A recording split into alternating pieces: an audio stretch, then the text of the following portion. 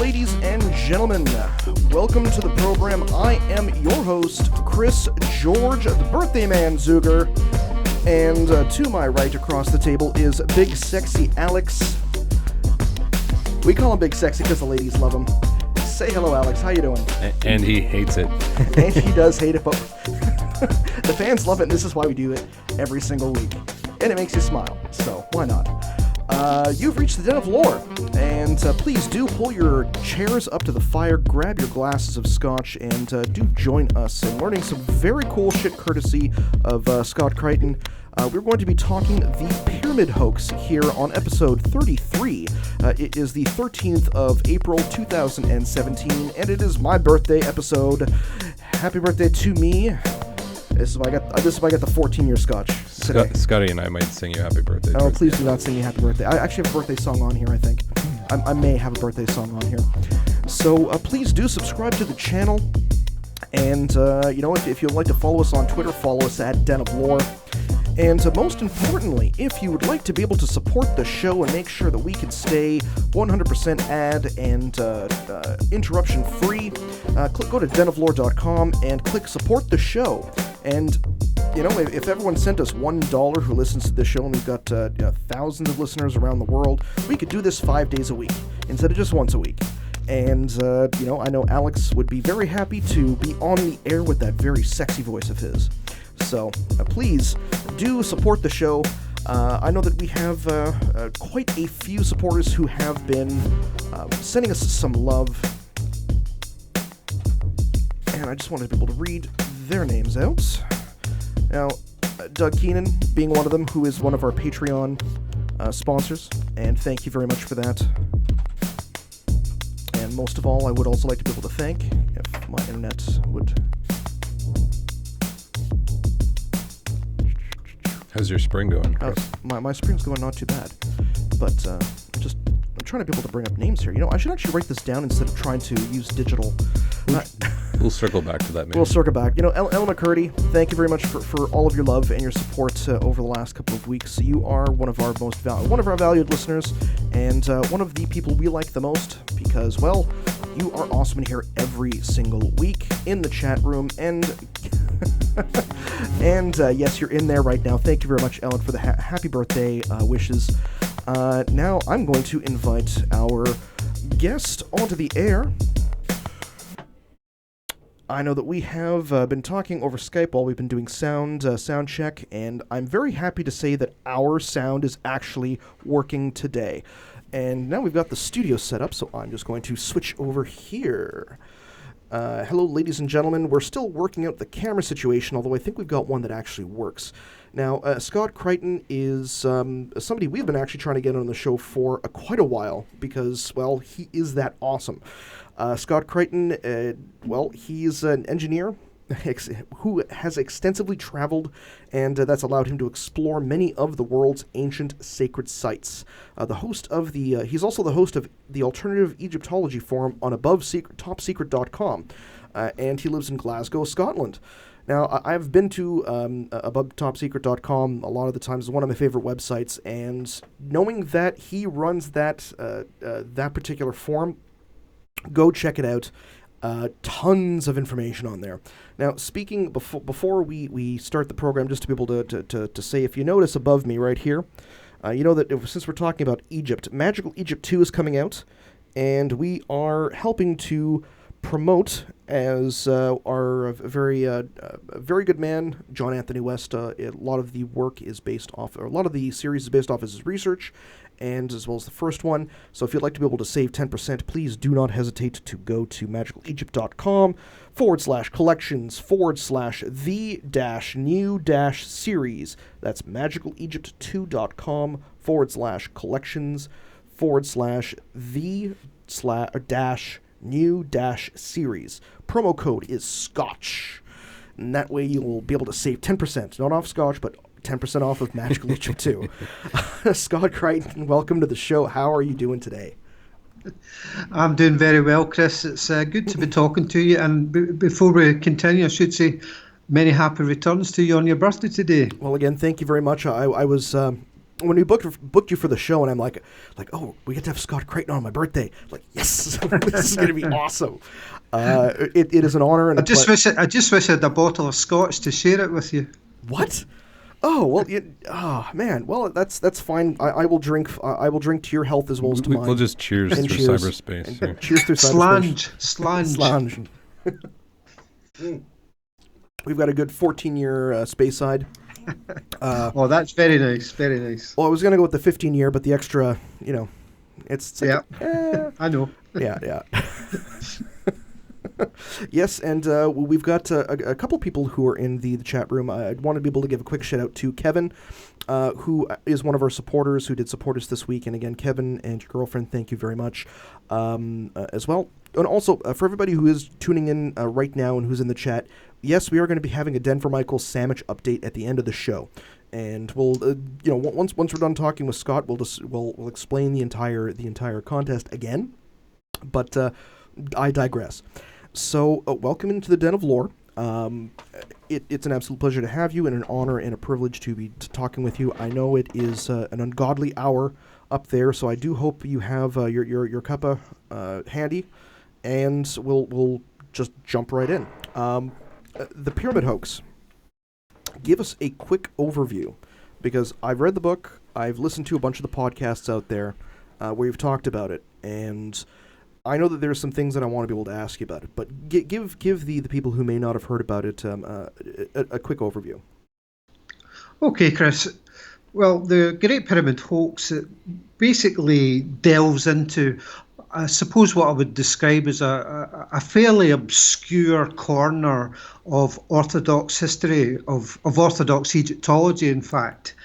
And it looks at these marks, these painted marks that were discovered in the Great Pyramid inside some hidden chambers of the Great Pyramid in 1837 by a chap called, a British military guy called Richard William Howard Vyse. Mm-hmm. Now, it had long been suspected that the Great Pyramid was the tomb of Khufu, that it was built by the pharaoh Khufu, who lived around 4,500 years ago. That's about 2,500 BC. Now, we get that information from historians such as Herodotus, the Greek historian Herodotus, the historian Manetho, and Josephus and Eusebius. All these writings have come down to us that the Great Pyramid was the tomb and was built by Khufu. But the problem is, Chris, that there's actually not an awful lot. In fact, there's probably no real hard physical evidence that connects this pyramid, the Great Pyramid, with this king, with the pharaoh Khufu. Mm-hmm.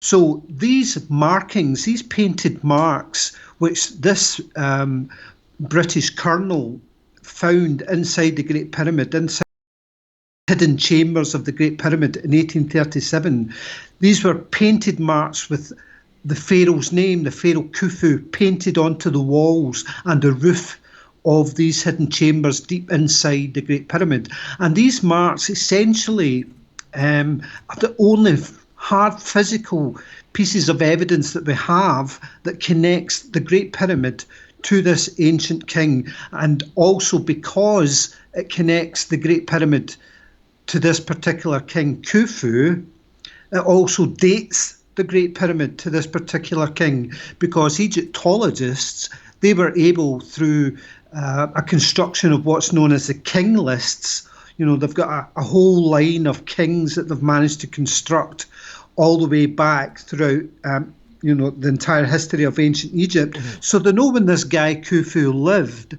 And so by knowing that, they're basically saying that, well, because we have found this cartouche deep inside this hidden chamber, we know when this guy lived. It was 2,500 BC. So that's the age of the pyramid. And that essentially is how, they have come to connect the Great Pyramid, with hard physical evidence. And it's, as I said, this piece of evidence is the it's like the holy grail piece of evidence for mainstream Egyptology to assert that the Great Pyramid was built by this king 4,500 years ago. As the American Egyptologist, what's his name, Dr. Mark Leonard, you've probably heard of him. He's been studying at Giza, the Great Pyramid for about 25, 30 years, something like that. Now, he basically refers to these particular markings that were discovered by Howard Vyse as, the clinching piece of evidence that allows Egyptology to basically maintain that this guy, this King Khufu, built the pyramid 4,500 years ago. So that's the importance of these marks. It's their only hard evidence that this King Khufu built the pyramid, as per the writings of Herodotus. My book, The Great Pyramid Hoax, basically analyses these markings that this Howard Vyse discovered allegedly in 1837 and shows, well, pretty much, as far as I'm concerned, provides very, very strong evidence that Howard Vyse himself, in fact, faked those marks. And that's what the Great Pyramid Hoax presents. It presents all the evidence that I have uncovered that essentially showed that these marks were faked in 1837 by Colonel Howard Vyse. Okay, and for all those who are listening to the show, again, if you want to be able to learn about the book or purchase the book, it is available on Kindle as well as in hard copy. We do have a link in the show notes, so you can check that out. I've got my copy. It's going to be required reading when I'm up at my in-laws this weekend. I can tell you that much. I've already cracked it and cracked most of it, and I'm going to be reading it again. It's fantastic, very well researched. Now, when it comes to Colonel Vyse, I know that the big thing is with him that it can go one of two ways. There was the idea that he had a lot of backing, as it were, but at the same time, he was kind of an egomaniac when it came to a lot of his wanting to research Egypt. Is that correct? Well, Colonel Vyse, he certainly was. He was a very wealthy man, Chris, in his own right. He was actually from the sort of what we would call over here in Britain the ruling class, the elite of society of his time in 1837. His ancestry was very much linked into the British aristocracy. He was linked to like the Duke of Cumberland and the Duke of Norfolk. So his name Howard goes all the way back to Catherine Howard, who was one of the wives of Henry VIII of England. So he's very much from the establishment, the ruling elite of the time, a very wealthy man. But I have to say, as I mentioned briefly earlier, that he was part of the British military. He was a colonel in the British Army, and very much what we'd say here in Scotland, he was a pretty dour character, a man of, a disciplinarian, a strict disciplinarian with very, very little humour, what we would call a military martinet. So that's the kind of character that Howard Vyse actually was, from what, the information that's come down to us. But he also was a man who believed in the literal truth of the Bible. We read in his published account, for example, that he talks about the flood, the biblical flood, and he writes about it as though it was a matter of actual fact. He genuinely believed that, as a lot of people in the world even today do believe these things. I'm not saying there's anything wrong in that at all. I'm just pointing out what Colonel Vyse believed when he was alive. So he also probably believed in the biblical creation, which this is a time before Darwin's Origin of Species. So we're living in a time in 1837, when the church pretty much, controlled much of everyday life for a lot of people. And Vyse, as I said, he was very much a religious man and probably believed in the biblical creation, which becomes, in my opinion, it becomes possibly part of his motive for perpetrating this fraud, which, we can touch on later. But, in terms of his background, he also was an MP, a member of Parliament for the British Parliament, in his early part of his life. I think it was in 1807 he was elected to the British Parliament. But I have to say his methods for being elected to the British Parliament were pretty underhanded. He basically bribed his way into the British Parliament by paying a lot of the voters in his constituency, fairly substantial sums of money to become an MP. We here in Ontario deal with that now. It's called tax breaks around election time. But in Britain at that time, it has to be said, there were a lot of what we call, there were a lot of corrupt constituencies at that time, what we would call rotten boroughs, and there was a lot of this sort of thing did go on. But there were acts of Parliament which made it illegal. It was illegal, but nevertheless Vyse perpetrated it anyway in order to get himself into Parliament. And there was an investigation at the time as well. One of the chaps that Howard Vyse defeated in one of his early election campaigns, a Mr. Staples, he complained to Parliament and it was investigated. Now for Vyse to get through that investigation, without, losing his seat, he would have basically had to have lied to the investigating committee that, he had anything to do with, corruption to win the seat. But we do know, because we've got evidence that's come down to us since then. We know since, because various diaries have been found which show exactly how much Howard Vyse paid to particular individuals during his election campaign. So this guy wasn't a guy, basically what I'm saying here, Chris, is Howard Vyse wasn't a guy that we could say was whiter than white. He had a few skeletons in his cupboard in terms of fraud. And even when he was at Giza, much later in his life, other people at Giza were accusing him of unsavoury activities, if I can put it like that. He was a guy, that basically seemed to attract scandal in whatever sort of walk of life that he cared to enter into. What kind of other accusations were made on the gentleman out of Egypt? Any come to mind, or? Well, there was an accusation. We don't actually know for certain the source of this particular accusation, but basically said that Colonel Vyse and essentially his boss, Colonel Patrick Campbell, were planning to make their fortunes by pretending to do scientific studies at the Giza plateau within the Giza pyramids. I think the implication being that they were essentially using these scientific studies to sell artifacts and so forth and so on, to make their fortune.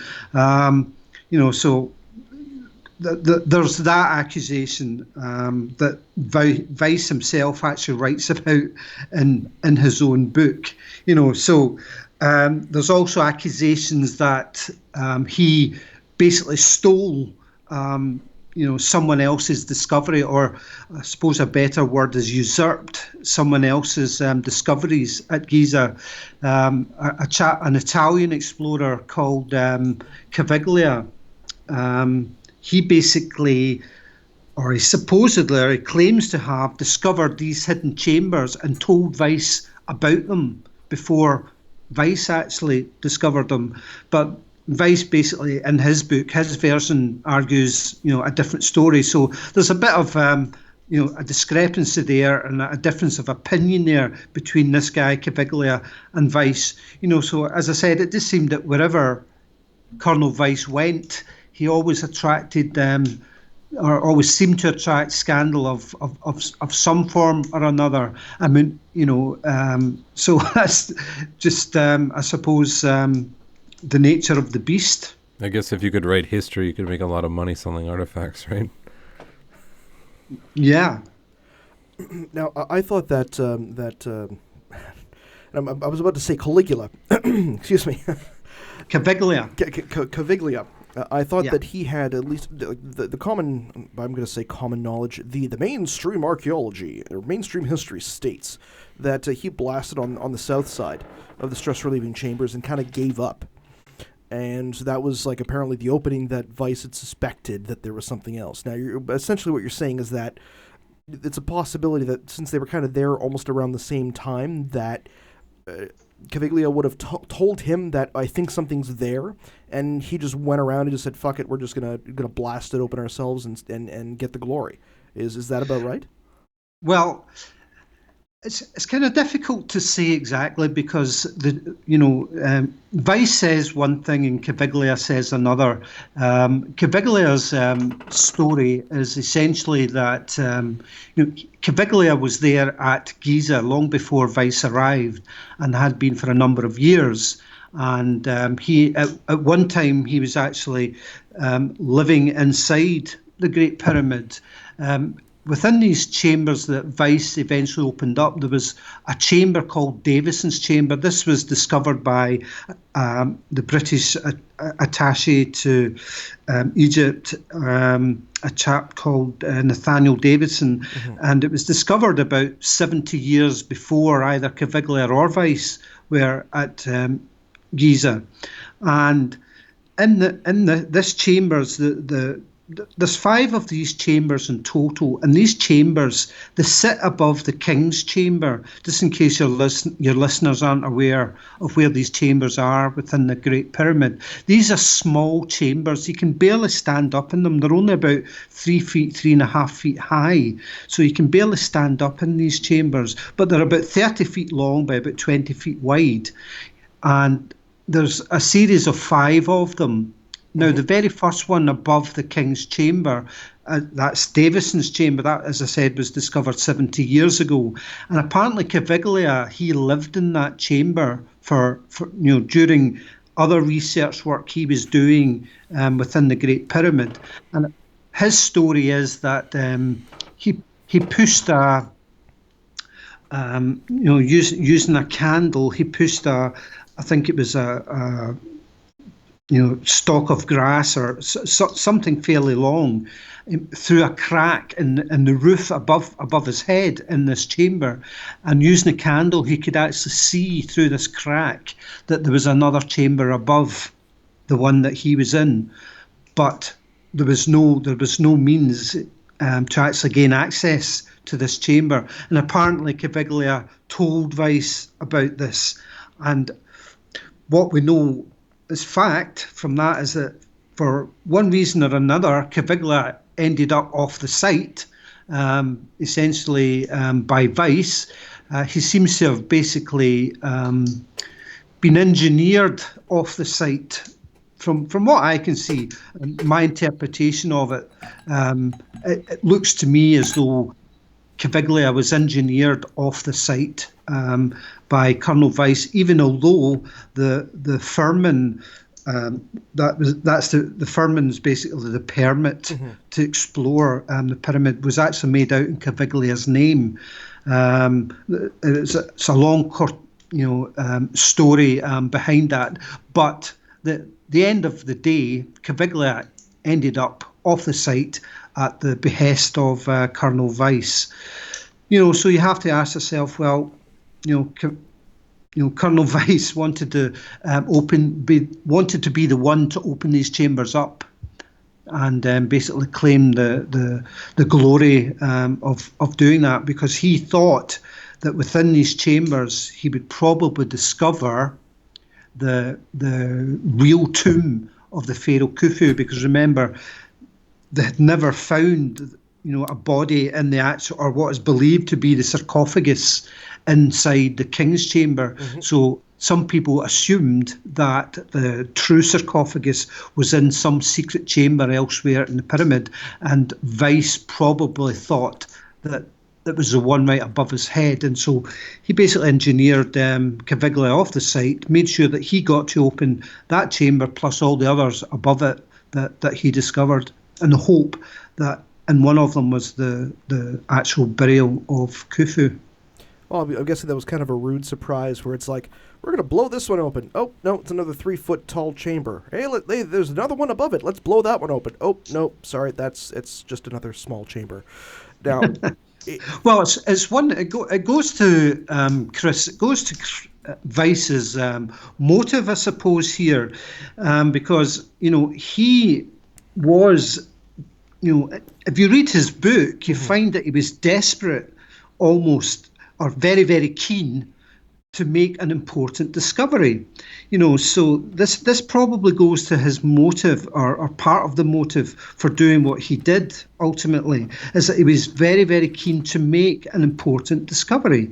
And a discovery would be something like, finding the actual burial of Khufu. That would have been, a major claim to fame. He would his name would go down in history if he had actually discovered that.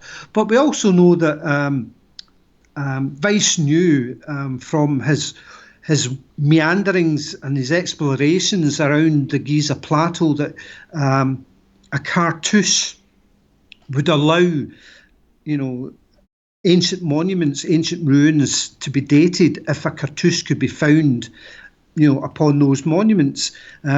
He was walking one day across the Giza plateau, and there's these ancient ruins under his feet, and he comments in his book about those particular ruins and whether a cartouche might be found on them that would help to date them. Well, if we extend that idea, he would have thought the very same thing for the pyramids themselves. So finding a cartouche as well would have been very important for Colonel Vyse, because he knew that finding a cartouche would help to date it would help to date any construction, including the Great Pyramid. So that would have been another important discovery if only he could find it. So he was clearly motivated to make an important discovery, because there were other explorers in Egypt at that time, at Giza and elsewhere in Egypt, that were discovering or making all sorts of important discoveries. And Vyse, although he was finding some things that he was sending back to the British Museum, he wasn't making a major discovery. And there's Scott, a bit of pride and prestige involved there. Scott, we're getting a little bit of distortion on your end. I'm not sure if that's bandwidth or not, but Can you just continue for a second? We'll see if it's on our side or your side. Okay, well... Oh, there we go. We're good. Yep, we're good. Okay. So basically, I'm saying that Vyse, he's in these chambers. He's wanting to make an important discovery, either the actual burial place of Khufu. That would have been a major discovery, or if he could find a cartouche that would help to date the Great Pyramid and also to identify its builder, would have been to Vyse just as equally big a discovery. So, these are the motivations. He's trying to, for the prestige of Britain.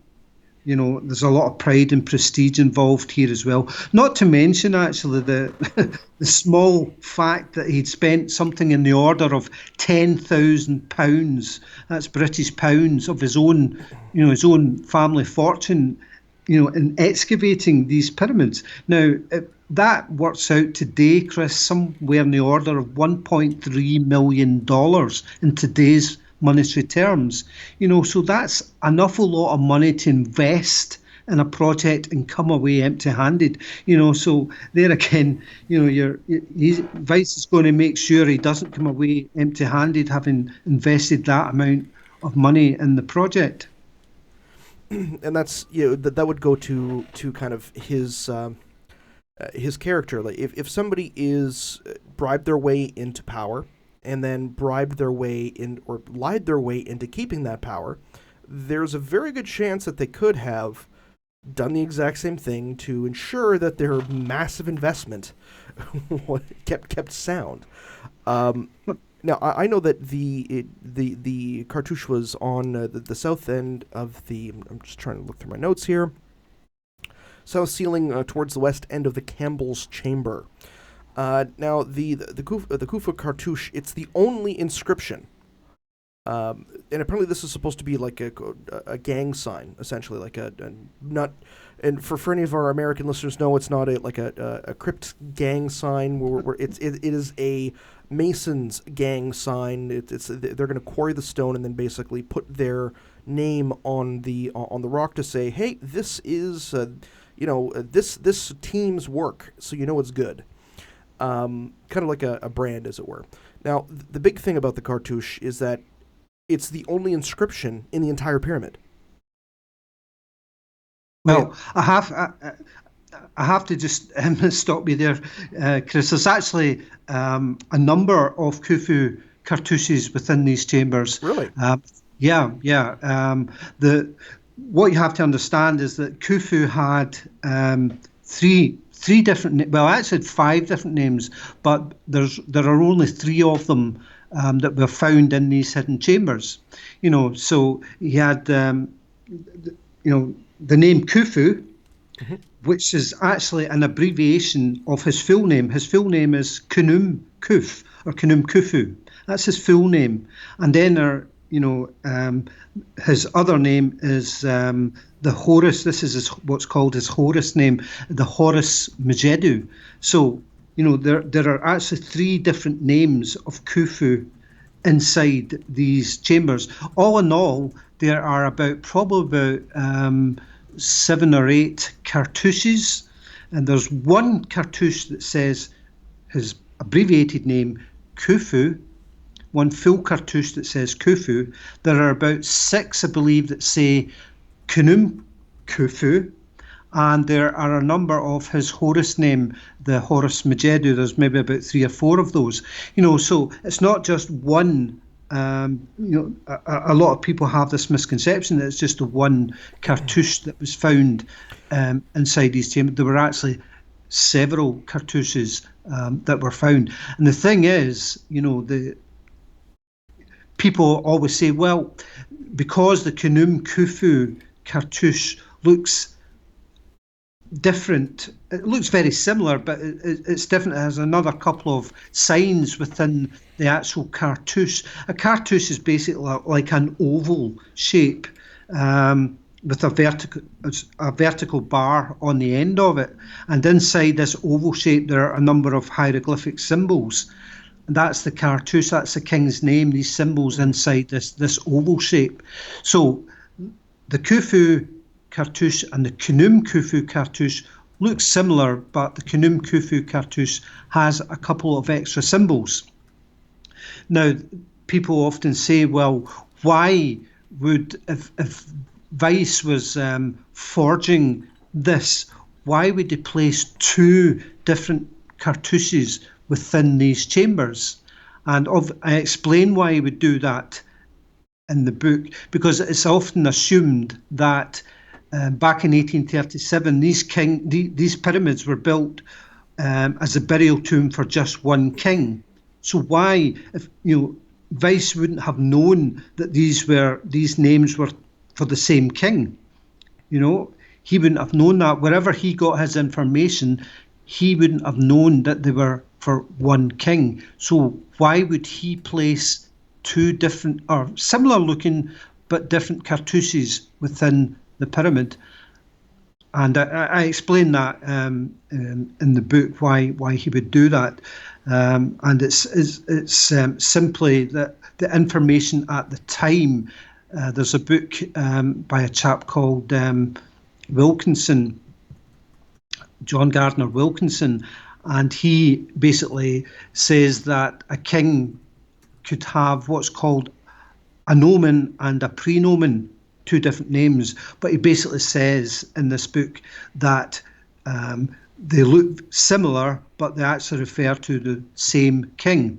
Could that be an attempt to create a lineage? Like his son or his father or something like that? Or well, what they believed back then, or some believed back then, was that Khufu may have been the brother of Khufu. But Egyptologists, I don't think, even to this day, are absolutely certain about that particular Khufu. But the common consensus is that it's basically the Khufu is the full name of Khufu, whereas the Khufu cartouche is an abbreviated version of the full name. But what I think Vyse, Colonel Vyse, in reading Wilkinson's book, his book is called Materia Hieroglyphica. It's one of the earliest books written on hieroglyphics. And in this book, Wilkinson says that the king can have two cartouches that look very similar, but they belong to the one king. And I think that is probably, or possibly, what compelled Vyse, when they found these markings, to place both of them inside the pyramid, inside these chambers, and not just one of them. And how would he how would he have forged it? Like, if there is a certain type of ochre that would have been used for the cartouches, what process would he have gone through to make the fake, as it were? Well, I don't think he would have actually done the actual painting job himself. We know from some other evidence, Chris, that has come down. First of all, I'll say that the paint is called red ochre. It's a simple red ochre, iron oxide, mixed with water. It's a very, very simple, basic paint. You can still make it today, and in fact, in 1837, it was still being made. And Vyse even talks about it in his published account. So we know that particular paint was still available in 1837, as it is indeed today. But we also know that Vyse actually got his two assistants to do the work, to do the painting of these glyphs inside these chambers. There's this piece of evidence comes from Zechariah Sitchin, in fact, who in, I think it was 1980, published a book called The Serpent, the name escapes me at the moment. And basically Sitchin was the first person, in fact, to claim that these marks were fraudulent. And he presented in a later book, Journeys to the Mythical Past. He basically presented this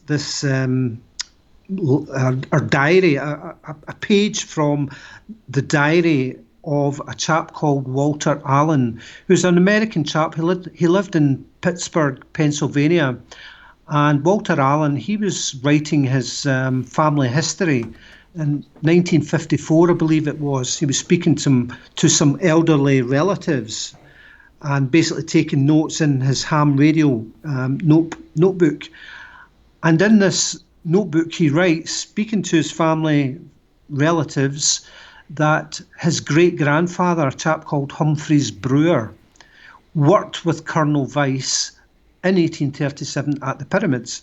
And one of the things Walter Allen writes in his notes whilst interviewing or speaking with his family elders is that Humphrey, his great-grandfather, had an argument apparently with Raven and Hill. These were Vyse's two closest assistants. He writes, faint marks were repainted, some were new. So there you have an actual eyewitness that Raven and Hill were painting over some faint marks in the pyramid, but also painting some new marks inside the pyramid. So there you have an eyewitness account that's been handed down through Walter Allen's family. So in terms of these painted marks, the paint was available, the opportunity was available. What I mean by that is a very good place to place these marks had been discovered, and Vyse had the two guys to actually do the deed. And if you said that they had painted over older marks, so it's like if they had seen something, and I know that there are those marks, I forget exactly which, I forget which temple off the top of my head. It's the one where everyone points to and says, oh, hey, there's a picture of a submarine and a picture of a helicopter, and it's actually like they combined or marked over glyphs to make a new glyph, and then the plaster fell out. Palimpsest. Thank you very much. That like it's very similar to that, where they could have been looking and saying, oh, this kind of looks like what we needed to. Let's paint over it and change it around so that it fits the narrative, as it were. Yeah, exactly, Chris. Exactly. The thing is, this is one of the things that I have always argued. There are some marks in those chambers which are genuine. I absolutely believe that, and there are some that are absolutely definitely have been faked. Now, one of the other pieces of evidence which I go into in the book actually comes from, Howard Vyse's actual own hand. Howard Vyse, his book, his published volumes, there's 3 volumes that he published, and they're written in a diary form, a journal. And obviously, as such, a journal, there would have to have been an original diary, original handwritten notes. And I managed to track those handwritten notes down to, I found them in a small library to the north of London. And one of the things, what I'll say right away is that Colonel Vyse's handwriting is absolutely appallingly difficult to read. It's really, really difficult to read. So when there's something like 300 double-sided pages of this journal, and honestly, his writing is appallingly bad. But the thing is, when I was initially looking through, these thin, fragile pages, even though I could barely read a single word of Vyse's handwriting, ironically, what I could read on those pages was the more ancient writing. That is the hieroglyphics that Vyse had so meticulously drawn on those pages. I could read those on those pages, and when I saw what I saw, the hieroglyphics that I saw on those handwritten pages that Vyse had written, when I read those hieroglyphics on those pages, I knew, there's something really wrong here. This isn't right. And obviously, I go into that, explain that in the book in more detail. But one of the things, in time when I became more accustomed with the writing in this journal, and with the help of various other people in basically breaking the code of his handwriting, one of the phrases that we discovered was in those notes when he first enters the first chamber. This is the chamber above Davison's chamber, which I said earlier had been open for 70 years. Mm-hmm. The chamber above this, Vyse called Wellington's chamber. And inside that chamber, Vyse blasted that open. That was the first chamber he opened. Now, in his diary, I think that was opened something like the 27th of March, 1837, something like that. Now, when he opened that chamber, on the east wall, that's where they broke through the chamber. On the east wall, Vyse writes in his private notes, not his published account, in his private notes, Vyse tells us that he found marks on the wall, on the east wall, right? He found marks there that he says they looked like quarry marks of red painted quarry marks, but the signs looked nothing like hieroglyphics. Yeah, that basically what he's saying is, the quarry marks basically used hieroglyphic signs. For Vyse, in his published book, hieroglyphics and quarry marks were essentially the same things. Hieroglyphics were essentially graffiti using signs from the hieroglyphic alphabet, just like we have graffiti today using signs from our English alphabet, letters from our English alphabet. So to Vyse, saying quarry marks and hieroglyphics was entirely interchangeable. So when he says he saw marks on the wall there, they looked like red painted quarry marks, but nothing like hieroglyphics. The signs in these marks were nothing like hieroglyphics. And when you look at these signs, they don't look anything like hieroglyphics. They're weird geometric shapes. And, so those, I believe, are absolutely genuine marks that he found in the east wall of Wellington's chamber. Mm-hmm. But the thing is, when you then, so Vyse says that, he says, there are marks. They look like quarry marks, but the signs in them look nothing like Egyptian hieroglyphic signs, nothing like quarry mark signs. That's what he's effectively saying. But then in his published book, what he's saying, what he writes in his published account of the very same night, is that on this night we found the quarry marks. So there you, right away, in his private handwritten account with his private thoughts, remember his book is published about 3 years later, he says, he found nothing. And yet 3 years later, he tells us he found the quarry marks. But nowhere, in his private notes does he say that he found anything that looked like genuine quarry marks or typical quarry marks. He just doesn't mention.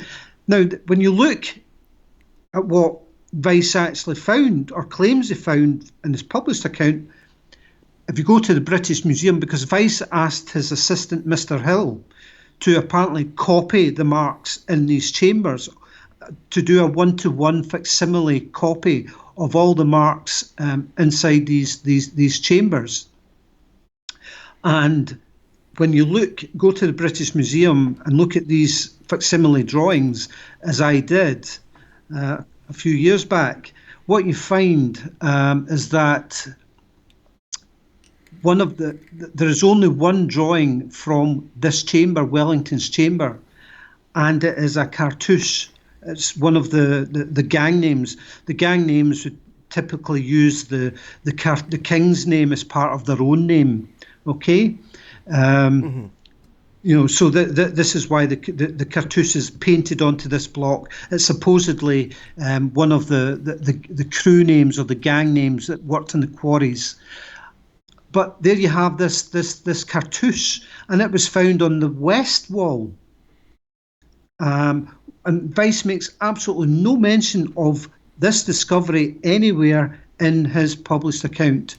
He doesn't say that in his private account. He says that he found nothing, nothing looked like hieroglyphics in this chamber, and yet in his published account he says we found the quarry marks. Well, when did you find them? What did you find? There's a big question mark there, because Vyse, as I explained earlier in the show, one of the things he would have been delighted in finding, absolutely ecstatic in finding, would have been a cartouche, but he makes absolutely no mention of it in his private notes. Why not? That would have been a huge discovery for Vyse had he found it in the chamber on that night. And his private notes make no mention of it, and all he says in his published account, as I said, we found the quarry marks without identifying the cartouche whatsoever, which would have been a major discovery. And he makes no mention, and there's just no I just cannot make sense of that. The only reason I can make sense of that is that that cartouche was not in the chamber that night, and that's why there's no mention of it in Vyse's private journal, and why in his published account he's been very vague. He's been deliberately vague about what was discovered there. It's almost like he's giving himself plausible deniability there by being deliberately vague about what was found. And that's kind of and I'm speaking from experience here. If something really cool happens to me, and now that with the age of Facebook and Twitter, anything happens, you're going to write it down if it's going to be something that's going to be published. Exactly. You want, especially for somebody who is, and we as a culture are a lot more egotistical, a lot more narcissistic, and even if it's like a shade or two more than it would have been back then, but still. I know people who their dog does something cool. That's me. They'll post it up on Instagram, and yeah, I do that all the time. And the same thing. If he's going to put in his own private notes, or if he found something cool, he's going to try and express his own thoughts down and say, well, we've done something interesting. Like, oh my goodness, I can't believe how hard this was to be able to find. He would have been ecstatic at the fact that all of this money and all of this effort and all of this time would have been worth it. Yeah, exactly, Chris. If he's putting it down in his private notes. Now, this is coming from a man who, if he knows his notes are going to be looked at, if they're private, there's always a possibility that, he what's the best way to put it? If you have $1 million in the pot, you're paying fucking attention. You're paying attention, yes. You're going to keep meticulous notes. You're going to note what has happened, when it's happened. You'll note how many shits you took during the day, if necessary, and how much those shits cost. How many rolls of paper you used, all of that. Right. There's no notice of it. Now, the big thing is if the gang marks were different than what the cartouche actually would have been, and if the cartouche would have been a part of a gang mark, the major thing is, why would people assume that the cartouche is the pointing point toward the X marks the spot to the answer to the question of who made it, knowing that gang marks are the cartouche is only part of it. Or the name of the king would have been part of it, as in like, this is Khufu's gang. Yeah, a quarry mark is not a king's mark. Well, no, it's not a king's mark. But the king's name would have been part of it, as Scott had mentioned. So, but you're talking about, but that would have looked different. That would have been different. It's a hop, skip, and a jump in logic exactly. to say that the quarryman's mark would have been the king's mark. Precisely. So king's not, wielding a chisel, presumably. Now, I know that in a lot of your, like in some of the other interviews that you've given, the idea of, there's been the why, there's been the how, there's been the talk about the diaries, and we're going to go into that the diaries in a second, because it's always interesting to hear how you deciphered his handwriting. But what happened afterwards? What happened after the after the quote unquote discovery was made? And I'm using quotation marks here in the studio if you're watching on YouTube, because obviously it could have been a hoax. So, what happened afterwards? What happened after what event? Sorry, Chris, I didn't quite hear earlier what you said there. With regards to him finding the cartouche, what was the chain of events after the fact? Like he wrote it down, they found it. What was the chain of events after they made the discovery and announced it? Well, basically what happened is, he ordered, when they found these quarry marks in the first chamber, they obviously didn't find the mummy of Khufu, which was what they were hoping to find. They obviously realised there was another chamber above, so they kept going, basically digging, and then they kept, apparently finding more and more of these quarry marks. And the strange thing is, Chris, is that what you find is at the very bottom chamber, Davidson's chamber, which Vyse didn't open, it had already been opened, there's 0 marks.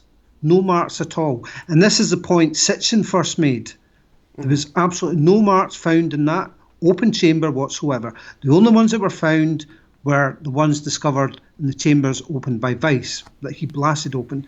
And what you see, you kind of see a pattern. It starts off with Vyse genuinely discovering some marks on the east wall that didn't look anything like hieroglyphics. And then suddenly a cartouche appears from that wall from nowhere. There's no mention of it anywhere. And then the next level up, the next chamber that the blast their way into, this is Nelson's chamber, you find there are a few more hieroglyphics on just the west wall this time, okay? And then what you find, the chamber above that, this is Lady Arbuthnot's chamber, it's covered in them. They're all over the place, virtually in every wall. And then the chamber above that, you find that's the final chamber, that's Campbell's chamber, that has, a sloping roof as opposed to a flat level roof, and there's marks all over that chamber as well, and that's where the famous Khufu cartouche that everybody knows about was discovered. So you find that this, it's like 0 marks, then 1 mark, then 2 marks, then several marks, then loads of marks. It's like almost as though Vyse and his crew were growing in confidence, and covering these chambers with various marks. But there's another possibility to that as well, is that the walls in these chambers, when they were placing the wall blocks, most of these marks are on the walls of these chambers, Chris. And when they were, putting these blocks in place, what they would do, they would move one block over, on top of another block to slide that block into place and to reduce friction. They would use a lime slurry, basically as a lubricant, to slide one block over the other, as it were, to slide it into place. And what that would cause is, the compression of one block on top of another would squeeze the slurry out down the sides of the blocks. Yeah? And this would run down the face of these wall blocks. And what you find, and it's quite remarkable, is that there's no record of any of these quarry marks having been covered by any of this slurry at all. So you think about this, that these quarry marks are placed onto the blocks at the quarry, so the marks are on the blocks first, and then the blocks are shipped to the pyramid site, are manoeuvred into place. There's all this slurry running down the face of these blocks, but somehow none of these marks end up with any of the slurry on top of them. Now, what you also find is that the lower chambers, from what I've been able to research, the lower chambers have more slurry running down their walls than the upper chambers. And it's the lower chambers that we find the fewest marks, and it's the upper chambers where there's the least slurry running down the walls that we find the most marks. So that may explain why there's fewer marks in the lower chambers than there are in the upper chambers. So when all these marks were done, Vyse basically got his guys or Mr. Hill to make copies of them. Some of them are actually attested to. They got witnesses, and once they'd done all these drawings, to basically say, yep, that looks like that, yep, that's good, that looks like that, and they would all sign these drawings, but basically attesting that they were a true likeness to from the facsimile to what was on the wall blocks. So they had all these, about 3 or 4 witnesses, witnessing these drawings. This was long after, that obviously they had been discovered. Maybe about a month or so after, maybe a bit longer after they'd been discovered. So the other curious thing, what was to happen with these facsimiles is they would be sent to the British Museum in London. There's some experts there that would then take them and analyse them and try and decide what they were. But to do that, to try and analyse these particular facsimile drawings that Mr. Hill made, and also for the witnesses to be able to compare light with light, to be able to compare the facsimile with the actual markings on the wall. They would obviously, what you have to understand is that the vast majority of these markings on these walls are actually upside down. Yeah, they're upside down. They're not the right way up. If you're standing looking at these markings in the chamber, imagine it's the image of a bird. Well, that bird is upside down looking on the wall block as you're standing looking at it, as are most of the other signs in these chambers. And the conventional reason for that is, the orthodox reason for that is that, the blocks were done at the cut at the quarries. They were put on, the names were put on the blocks the correct way up, but when they arrived at the pyramid, they weren't, the guys that were placing them into the actual their final resting place in these chambers, they weren't concerned about where these gang names would end up. They're just interested in getting the block into the wall in the most efficient manner possible. They're not concerned about a name being upside down or whatever. They just want to get the block in place as quickly and efficiently as possible. So this is why Egyptology says these marks are upside down or sideways or whatever.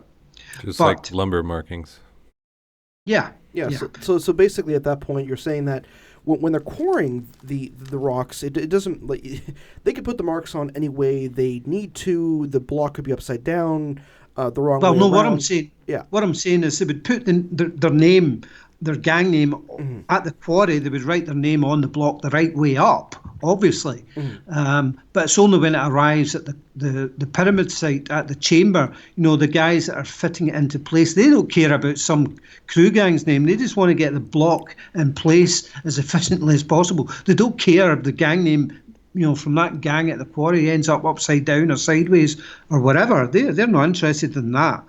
So that's how the names, according to the mainstream theory, ended up upside down within these chambers. But from a forger's point of view, it makes perfect sense to put the marks on these walls upside down, because if you're trying to prove or to make the point that these marks are genuine, okay, you have to make it look as if these marks were done at the quarries. Yeah? Because if the marks look as though they've been done at the quarries, then they're obviously genuine. How do you make the marks appear as though they were painted at the quarries? You do it whichever You paint way. them upside down. Ah, okay. Yep. So essentially, that is why most of these marks are painted, with these weird orientations. But here's the thing. That I go into this in some detail in the book. Mr. Hill, this is Vyse's quarry gang name, quarry mark artist. He basically recorded all these markings on these facsimile sheets. He made 28 drawings altogether. Now I've viewed them all, photographs of them all. I've analysed them in some considerable depth. And what I found is I was able to cross-check 24 of the 28, because what I mean by that is another chap that worked with Vyse, John Perring, he made a plan survey, which is in Vyse's published book. He made a plan survey of all these walls, showing the orientations of the marks on the walls. And you can actually see in Perring's drawings, he's drawn these marks upside down, sideways, a few of them the correct way up. If you're standing looking at them in the chamber. So he's done a plan drawing of all these chambers, all the marks. So I was able to cross-check Hill's facsimile drawings with Vyse's plan survey drawing. And because what I wanted to do was check which way round Mr. Hill's facsimile drawings should be. Because, it's a sheet of paper lying on a table. Which way round should it be? Because if you're not familiar with the markings in the chamber, which the guys in London who were sent these facsimiles at the British Museum, they wouldn't have known which way round these facsimile sheets should be. Because, as I said, some of them are upside down, sideways, or whatever.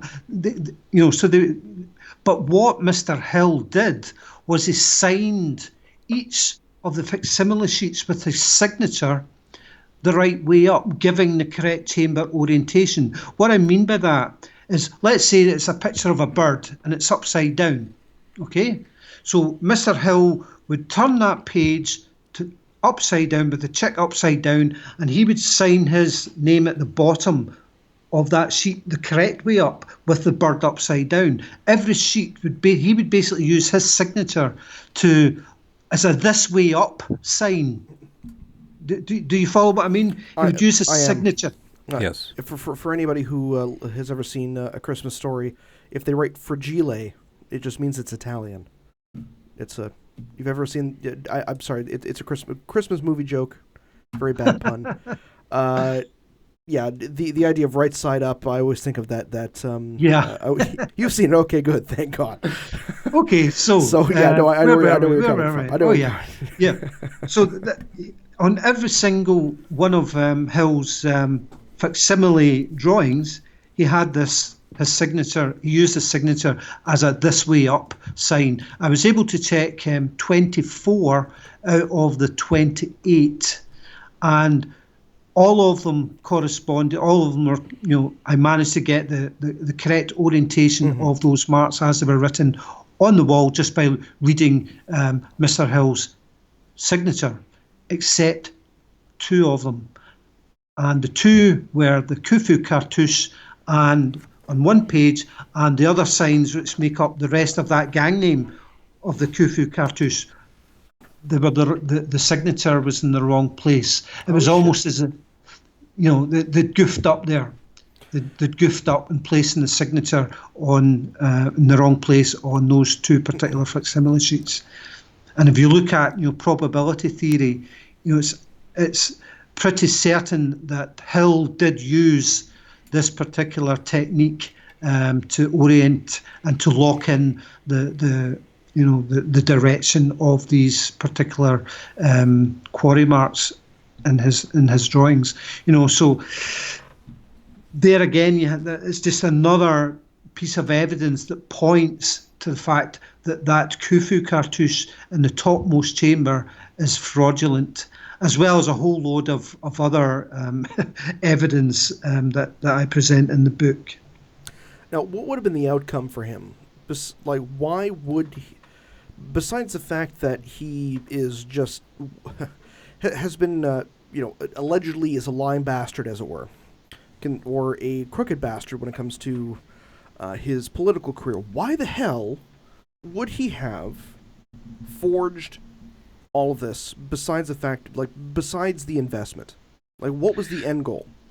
Right, okay. Well, obviously the investment's a big consideration. Personal notoriety, fame is another possibility.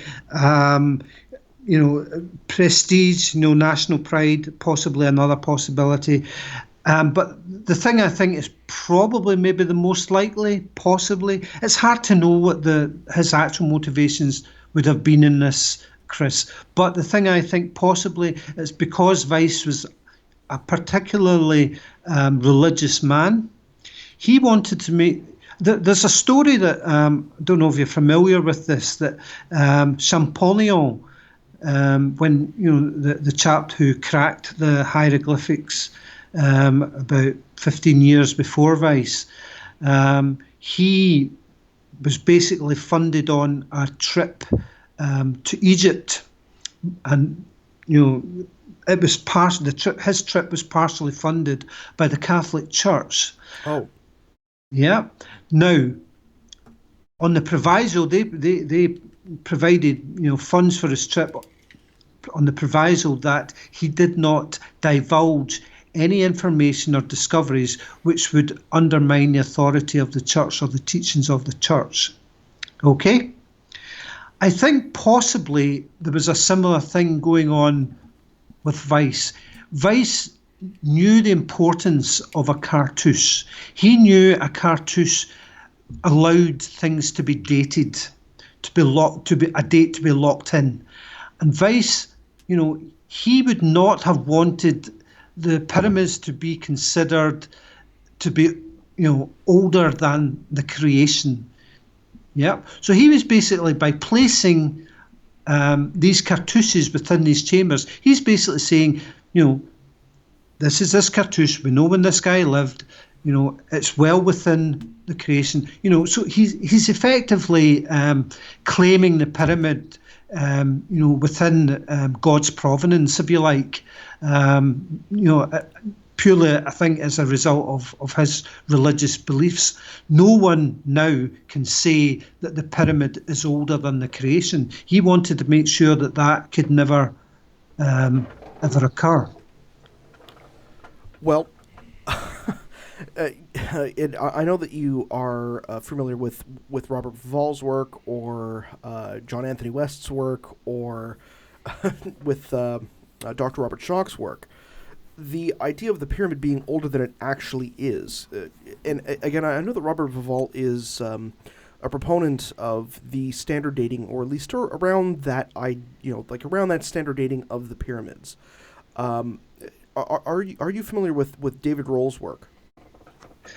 I've read some of David's work a number of years ago, and his basically, his new chronology of the Egyptian dynasties, and and relating that, I think, back to biblical chronology as well. But I'm not greatly familiar with it. Okay, well, we've had, I've had Baval on the show, I've had Roll on the show. And one of the key themes that we are trying to do is connect the dots, as it were, to try and find the common theme, the common truth. We're trying to get to the bottom of history, and everything just kind of keeps leading back to Egypt. The interesting thing that Roll had said, and Baval is a proponent of the Orion correlation, and that's been proven through some Italian universities, or at least they're saying that it's true. Whether the pyramid is built in 2500 BC or not, the mounds themselves were in place, and this is something that Roll has said when we had him on the show in what was that, February, March? You were on honeymoon, Alex, I think at the time, and he had said that no, the mounds were there and they were set out, pre-dynastically.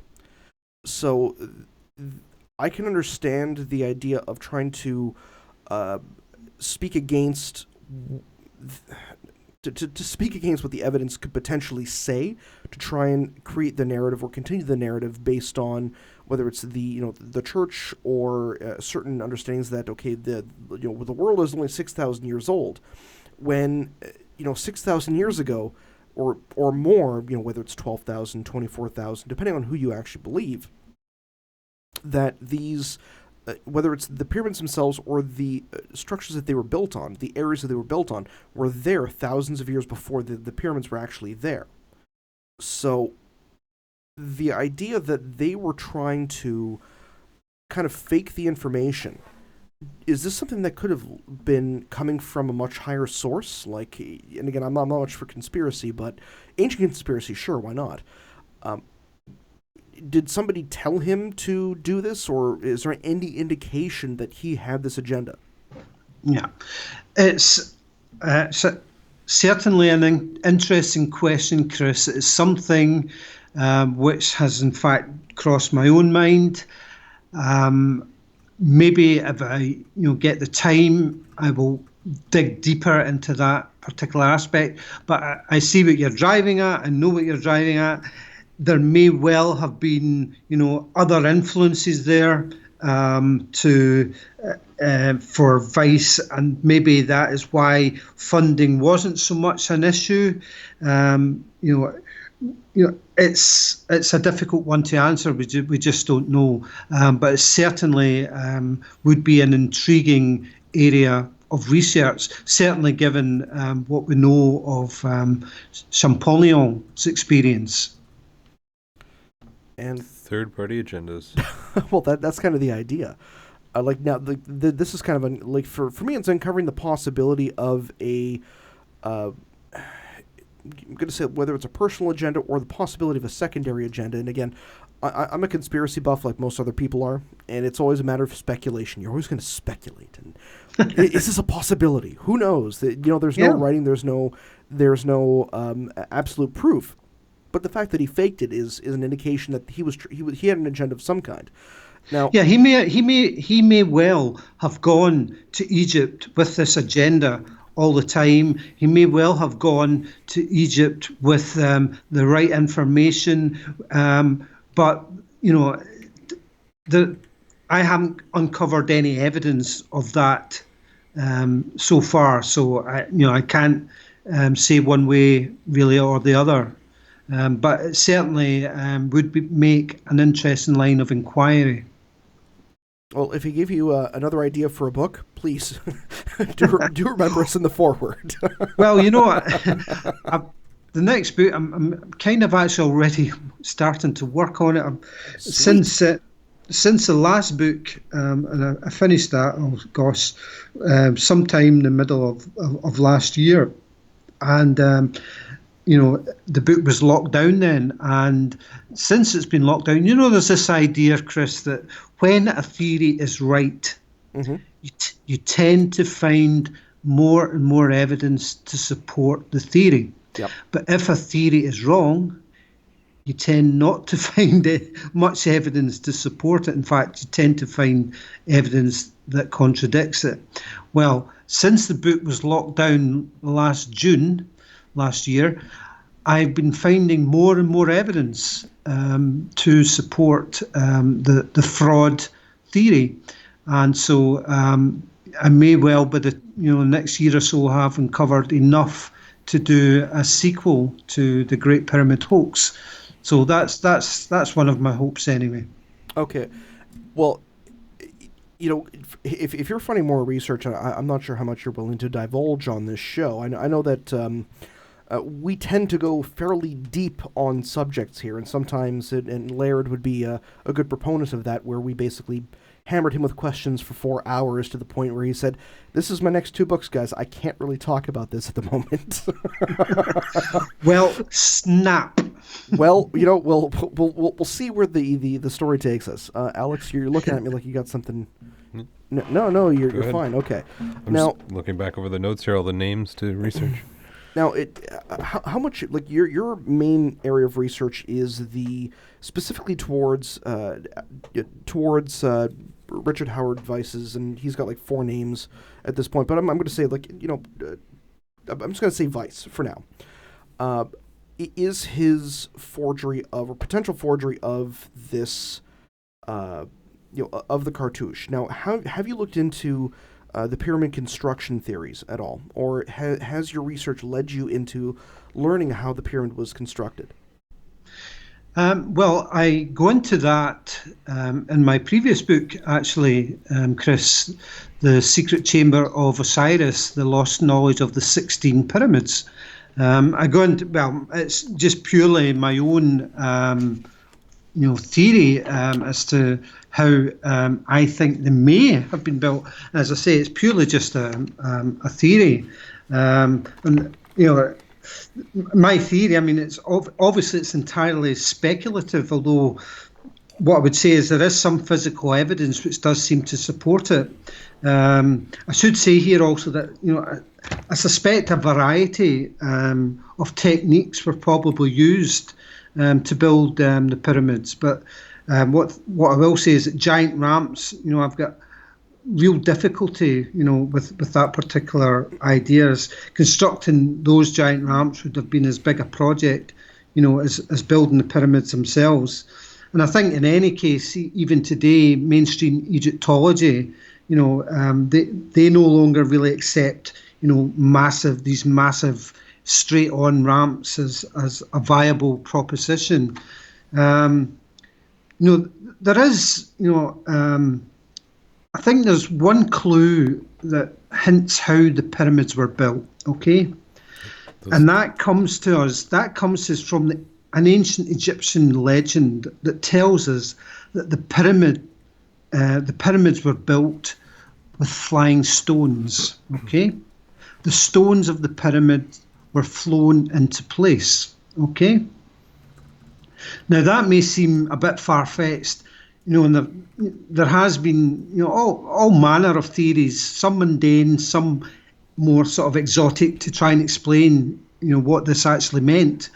While having explored the Giza Plateau myself, I came across a number of curious sort of these pits, these vertical pits, dug deep down into the limestone bedrock. Now, these pits, they were about 15 to 20 feet deep, and mostly they were placed parallel to each other and had a small connecting channel at the bottom of the pit, kind of connecting them like a sort of a U shape. Mm-hmm. Okay. Now, for some time, I wondered what the purpose of these parallel shafts or pits could have been. And then one day I was watching a TV documentary here in Glasgow, and it was explaining about, I don't know if you've ever heard, Chris, heard of the Dakota fire pit. You ever heard of that? I've heard of it. I'm just okay. Not a fan. I can't recall. Okay, well, basically, the Dakota fire pit it's basically two pits, small pits dug side by side into the ground, into the earth, with a small connecting tunnel at the bottom. And one of the pits, a fire is lit. And because of the horizontal connecting tunnel, cold air is pulled in from the other parallel pit or shaft, creating a convection current. Yeah? Okay. So these type of fires, they burn really, really efficiently, reducing the amount of smoke generated. And they also burn much hotter as the pit protects them from the prevailing weather conditions outside the pit. But I wondered, why would ancient Egyptians need such massive Dakota fire pits? Because, I was seeing these all over the Giza Plateau. Why would they need a really efficient and very hot fire burning deep down in a limestone pit? And then an idea came to me. Okay, okay, right. So you were saying let's talk about out there ideas, yeah. Well, let's go for it. Okay. Straight to the skyhook argument. Yeah. I was doing one day. I was doing some research into the Temple of Hathor at Dendera. This is you've probably seen this. It's the temple we find the famous Dendera light bulb. Yeah, the one I mean. Yep. Well, the thing about this particular scene in that temple is that the main deities depicted in the scene are the goddess of the air and the god of the sky. Oh, okay. Now, the text alongside this particular scene, they talk also of the sky carriers. I thought, what could that mean? So when I looked at the scene more closely, it seemed to me that this, the so-called light bulb, which Egyptologists believe symbolises the sky god Horus being born from a lotus flower. Okay, that's the conventional interpretation of that particular scene. What I'm thinking, what we're seeing was actually, it's a horizontal balloon being filled with hot air. Yeah. Well, this completely contradicts the water theory that we had on a couple weeks ago. Yeah. So anyway, the snake within the balloon, in this light bulb. Imagine it as a balloon and not a light bulb. The snake within the balloon symbolises the goddess of air. Okay. And what you see also in other parts of this temple at Dendera is that these same balloon type images are now depicted upright. In the Dendera, the large balloon is horizontal, but in other parts of this temple, there's other of these balloon type shapes, but they're depicted upright, and they carry below them what looks like a basket of stones. Okay, so I thought, could a simple hot air balloon have been used to raise the pyramid stones? And I did the calculations, and basic calculations show that a spherical balloon of 100 feet diameter would have sufficient lift to raise 2 average pyramid blocks, obviously plus the weight of the balloon material itself. And keep in mind here, guys, keep in mind. Okay, I know we're flying out there, but keep in mind that that's okay. When the Montgolfier brothers created their first hot air balloon in the 18th century, it was made from paper and linen, and these just happened to be materials the ancient Egyptians invented. So hey, why not? Built by Zeppelins. I've heard the water theory. I've heard the internal ramp theory. I've heard the external ramp theory. I've heard the stone and chisel theory. This is actually new. Nobody's putting pulleys on the bottom of UFOs. Well, I always try and start, Chris. I always try and start from the premise of, what are we told about how they were built? And what we were told from this ancient legend is that the stones were flown into place. So I'm thinking, well, how can we do that, without getting into some exotic vibrational type scenario, some exotic science? How can we use basic science to make stones fly into place? And then I saw that balloon type shape, it's lying horizontal, and then it looks like it's being inflated. There's a long sort of hose type thing going into it. The snake inside it is the god of air. Yeah. And then you see them vertical with what looks like stones being carried beneath them. So I thought, well, who knows? Perhaps there's maybe, it's very easy to see that hot air makes things rise. You just have to, see ashes in a fire. What causes these ashes? You just have to ask that question. What causes these ashes to rise up within the flames of the fire? What causes that? And as soon as you ask that question, you can start experimenting, and it's easily enough discovered. Doesn't the word pyramid mean fire within? Well, that's one of the I think the Greek interpretations of it, Alex. Yeah. I have to say is that for the people in the YouTube chat who are like going, shit, we're going to get to aliens now. Like, no, guys, this is hot air balloons. Yes, the same kind of balloons I will make this weekend into like a dog or a pony. Yeah, listen. They were happy birthday Khufu balloons, actually, that were flying. I'm kidding. Guys, think about it. It would make a great History Channel documentary or Discovery Channel documentary. Just think out there at the Giza Plateau, you've got these big blocks. You're making this massive balloon out of primitive materials, and you're trying to get the thing to lift just, with a big fire in a pit, 15 feet deep, and you're trying to get, think about it. It would be great fun. Think about it this way. We actually have viewers who have their wives on, like, stuck next to them right now because of your accent. You can make any National claim you Geographic.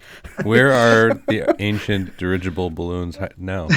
Listen, I've done a YouTube video of it. I think it's the flying balloons of ancient Egypt, something like that. You can go onto YouTube and put my name in and hot air balloon or something like that. I can't remember the title of the video, but I did it a couple of years back, so your listeners can go on and Google it, and it's got a small video presentation of how the whole thing would work. Hey, you wouldn't be the first author we had on that would be full of hot air. No, okay. Oh, jeez. Alex, and listen, we're well past April Fool's Day. I know it's a good theory. I like it. Well, this is the first pun that actually makes sense that Alex has given out in quite some time, so I'm actually quite impressed. I well slept today. Watch out. Oh, there we go. So that's my theory on how they may have been built. I'm not insisting it's right, absolutely not. But hey, it's a possibility to chuck into the pot. Why not? Well, it has like this is my thing. Thank you for it. Well, no, thank you very much. This theory. We had Stephen Myers on the show back at middle of March, I think it was. Yeah, middle of March, and he's a proponent of the the pump, like the pump theory, waterlock theory, like the waterlock theory. Yeah. I saw that theory. Yeah. Now the big thing for me is that if there were waterlocks, why would they have needed slurry to move the blocks into place?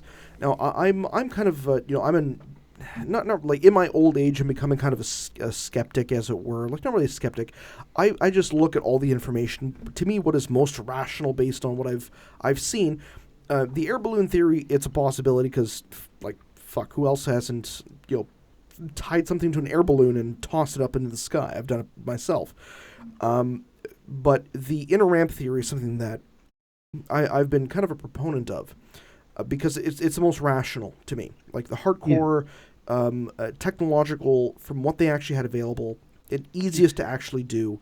But it's using the pyramid itself as the ramp. Yeah, as it's being built. Do they really find evidence for that when they do the penetrating radar on the pyramid structure?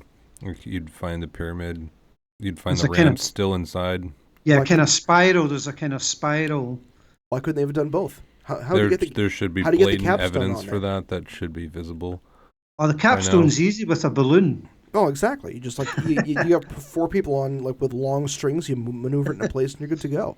Well, I talk about a guy rope because you don't want your stone just flying off into the deep blue yonder and landing in some poor Egyptian's hut somewhere, So that's why they had to trademark the blocks in case they flew off into another country. And this is how the pyramids in Kush started. Now, the new book that's coming out, let's talk. I know we've got about it's about 10:03 p.m. here. What time is it there, Scott? Oh goodness, it's just after 3 a.m. in the morning. Well, we have about half an hour left on this show, so let's talk about the new book just a little bit to try and give people a teaser, a little bit of a taste, whet their palates a little bit, so that they know what's coming out. Now, the new research, what have you found? Just give us a little taste on that. This is the current research I'm doing. Well, it's a lot of it is, or a considerable amount of it is to do with the paintings that Mr. Hill did at the British, or that are now in the British Museum. There's a lot of evidence in those paintings that those marks are fraudulent. Okay. I can't say any more than that. Damn it. And there's a whole load of other stuff that I've uncovered, give us an idea. When is the book coming out? Well, I'm honestly, just now, Chris, it's really very much the research stage. Mm-hmm. That's I haven't even began. Obviously, I'm writing my notes and stuff, but I've not even began to structure the book. I haven't even began to write the first paragraph of it yet. Oh boy. But it's definitely it's definitely in the pipeline. But it's probably at least 2, maybe even 3 years away. It's that early in the process. The last book, or the current book, I should say, the Great Pyramid Hoax. That's been on the go for probably about 4 years, and it only just came out a few months ago. So that's it's a lot of research goes into these things, obviously. Well, Scott. When the book comes out, and we're going to keep you on the line for a bit here. I know we're going to be going into our last segment here for the show. When the book comes Ancient aliens. Oh God in heaven. Okay, that's actually one thing I want to talk, because we're trying to get. I'm trying to make sure that Denver is ready for. We do this entire sandwich contest. The basic premise is one of our good friends for the show. He is a cryptozoologist, and he goes out in the field a lot. So we want to make sure he's very well fed. So we asked our listeners to send us in sandwich recipes that he will try out while he's out in the field.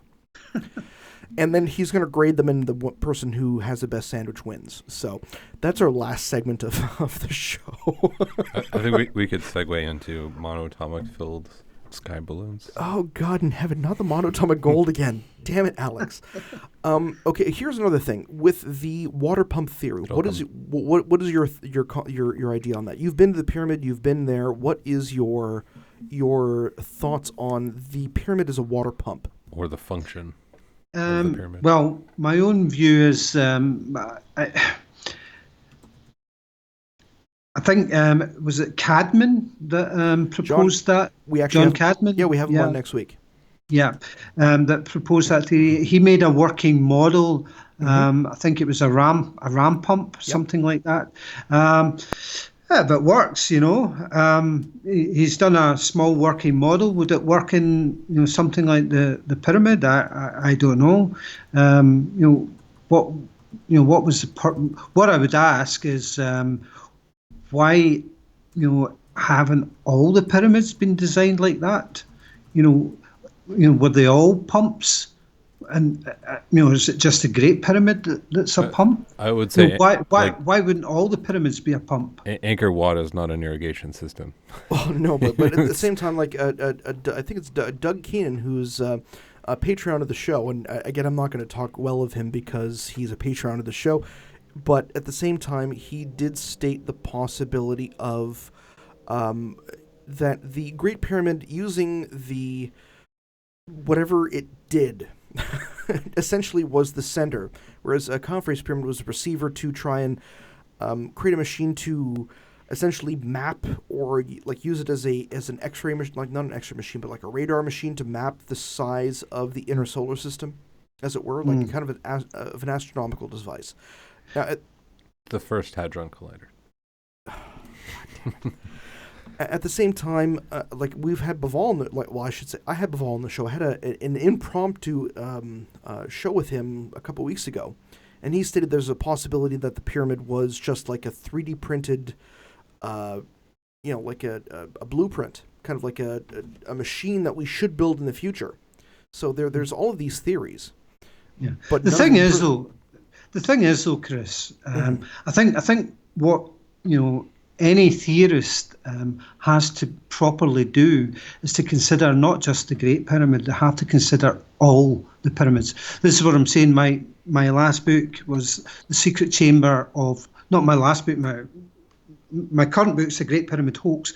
The one before that, The Secret Chamber of Osiris, the lost knowledge of the 16 pyramids. You know, so I'm talking about all the pyramids that were built in the Old Kingdom, you know, the very first 16 pyramids that were built, and I explain why they were all built, not just one of them, the Great Pyramid, you know, and any theorist has to do the same. They can't just pick the Great Pyramid because, it's most mysterious, it's the most intricate and complex pyramid. They have to explain, there's G2, that's the second pyramid at Giza. That's almost just as big as the Great Pyramid. Not quite as complex inside, but it's almost just as massive a project as the Great Pyramid. You have to explain. And there's other pyramids, that a bit smaller, but not that much smaller than the Great Pyramid. At Dashur and places like that. So any theory has to explain the entire culture, the reason why they built all these pyramids, not just one of them. And that's what I try to do in my work. And that's kind of the main reason why we wanted it in the show, because you actually do kind of tie all that in. Yeah. The function was... Everyone has a different theory, but still. Well, if you look at what the ancient Egyptians tell us, you have there's an alternative narrative that's been handed down to us about the pyramids, and this basically comes from Arabic sources.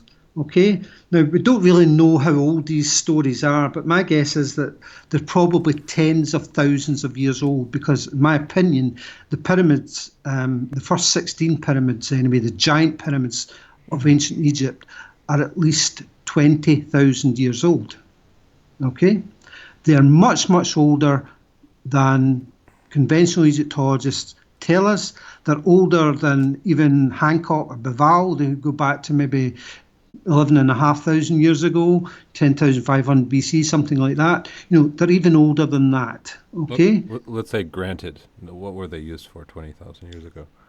Okay, they were basically a recovery system not for the king, although this is a misconception that Egyptologists have made, that the pyramids were the rebirth machine, if you like, for the king's soul.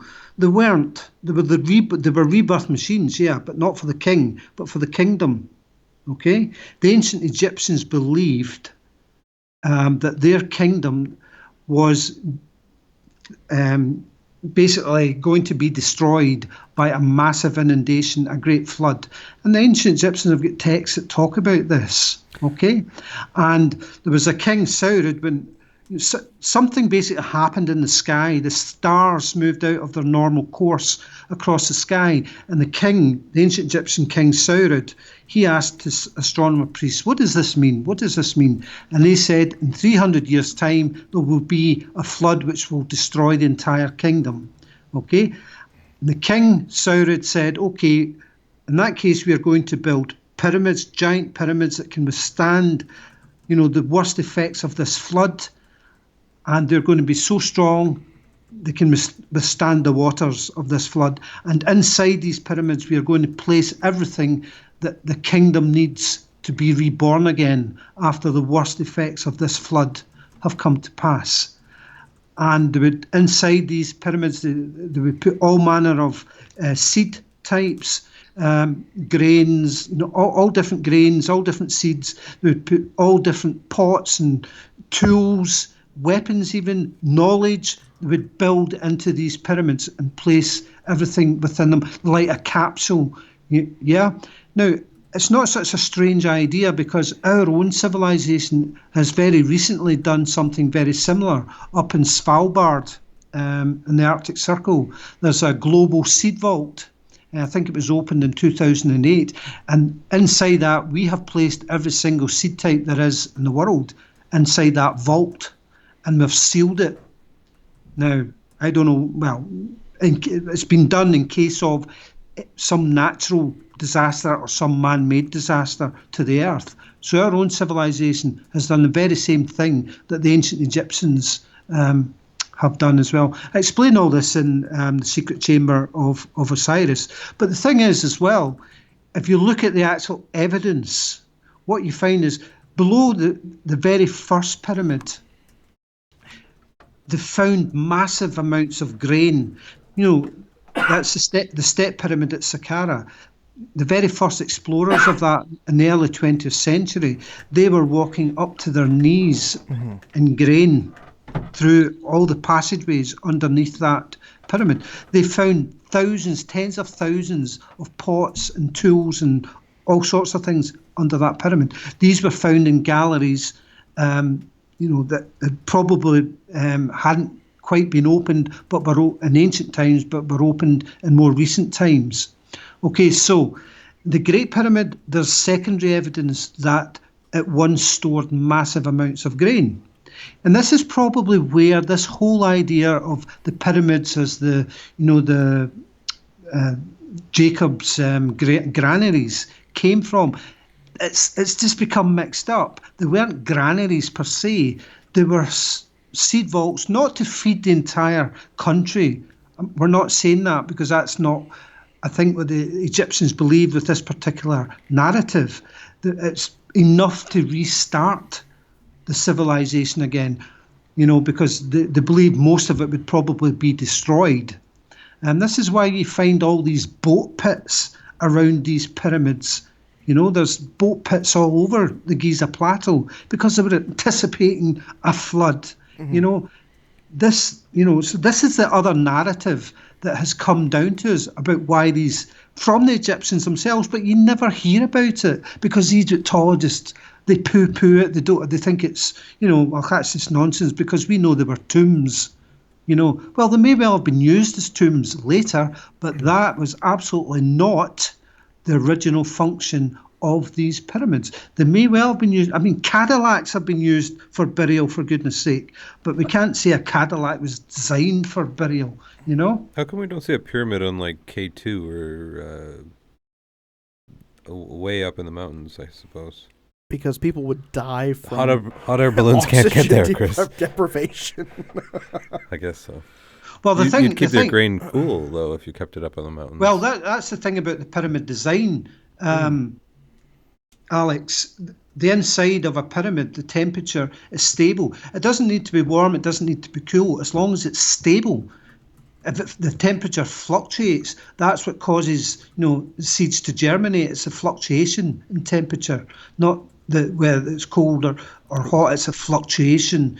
Yeah. What's the temperature inside the pyramid these days? Oh, it's fairly warm. I have to say, because most seeds will germinate like 28 degrees Celsius.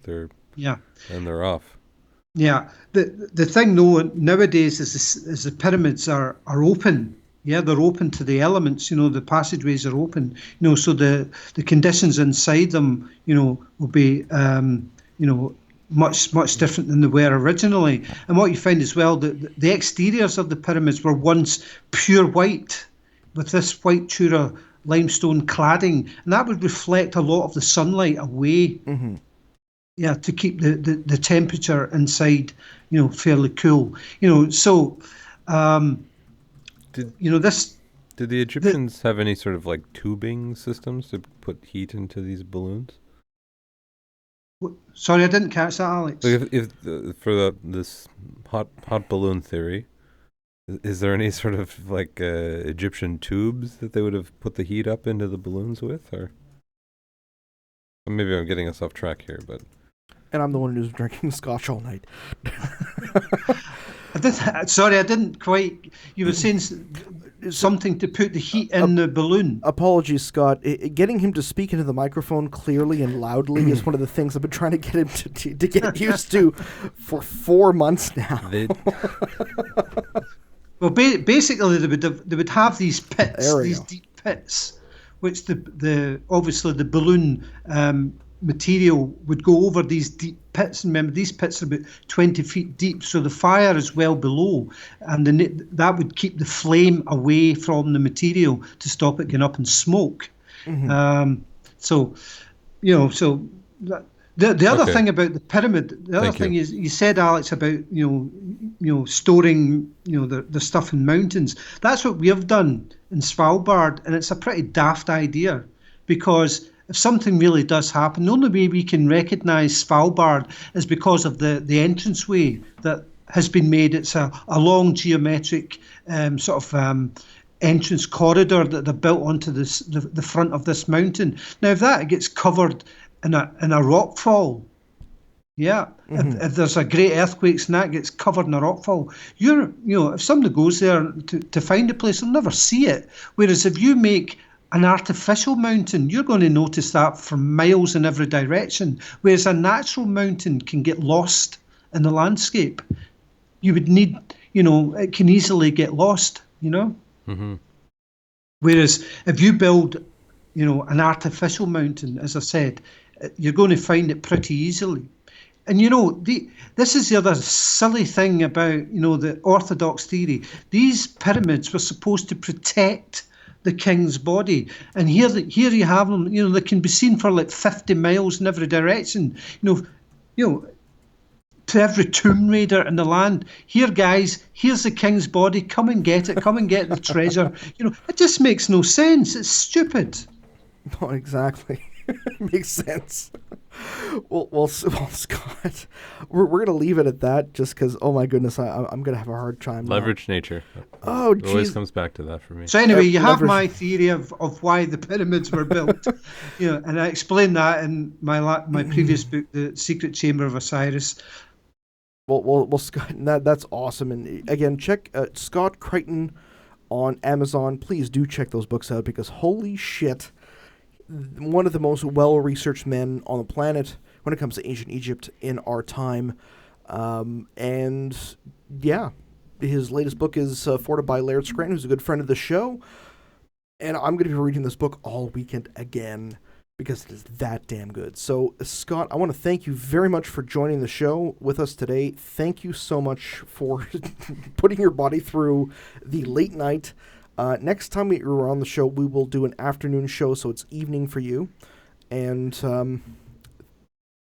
Alex, do you have anything to add? You're smiling at me with that beautiful smile of yours.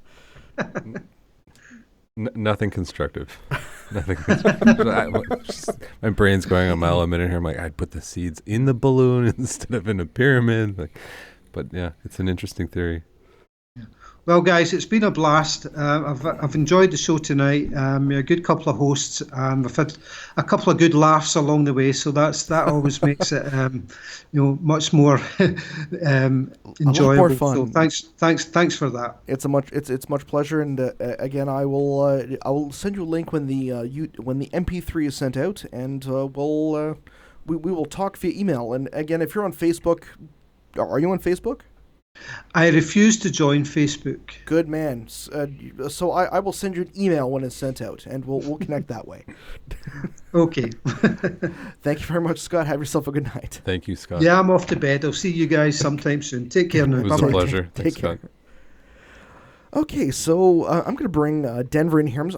We have all this new music now. Oh my God, we have new music on the show, and I'm waving my hands. Wait. So who do we have to thank? We have new music now. Let's see. The minutes. There we go. Doesn't sound like happy birthday. No, sorry. Wait. Join the restaurant. There we go. So I'm going to bring Denver on the show, and Venice, actually. This is sandwich making music. Exactly it is. I know, right? Smooth jazz. You're just taking the pastrami out of the deli container in your fridge. People. So this is the sandwich contest segment. Thank you very much for listening to Scotch Creighton. Hello, Denver. Hello, Denver. Hello, can you hear me? I can hear you fine. We have fantastic new music for you, actually. Oh, sweet. Just to let you know, we're gonna have Venice from Magical Egypt 2 joining us for this segment. Okay. But so I'm waiting for her to bring her in. Oh, I'm waiting to. Hello, Venice. Hello, my love. Hello. Just to be able. Yeah. Thank you very much for joining us on the program. We have to do our sandwich segment. Yes. Yes. Of course. Okay. Perfect. So Denver. This is the sandwich segment. Now, if you're wondering what the sandwich segment is, we have been asking our listeners to send us sandwich recipes, whether it's your tuna fish recipe, your meatball sub recipe, your peanut butter and jelly sandwich recipe, to feed our cryptozoologist in the field, Denver fucking Michaels. Yes, ladies and gentlemen, we want to feed him to make sure he is well equipped while he is researching Bigfoot and Mothman and Chupacabra or whatever else he's doing at the time. Either way, this is why we have this amazing music to be able to do this show. Now, we have had many of our listeners who have, again, Kevin being one of them, Kevin being another, and Ellen being another entry into the sandwich contest. So send your sandwich recipe into info@denoflore.com or via Facebook or at search Den of Lore Facebook. Just you can find us. We're easy. Now we have a new sandwich recipe that was sent in, and I wanted to ask Denver what his update on the sandwiches were. Okay, yeah, we got an official one, and there was another one that I wrote down from the chat room. So I'll start with the official. This was from Nick, and it was a classic BLT with peanut butter laid out like this: bread, mayo, lettuce, tomato, bacon, peanut butter, bread. So as far as this sandwich goes, I mean, I don't love BLTs because I don't like the big soggy ass piece of tomato on them. It just makes them soggy and gross.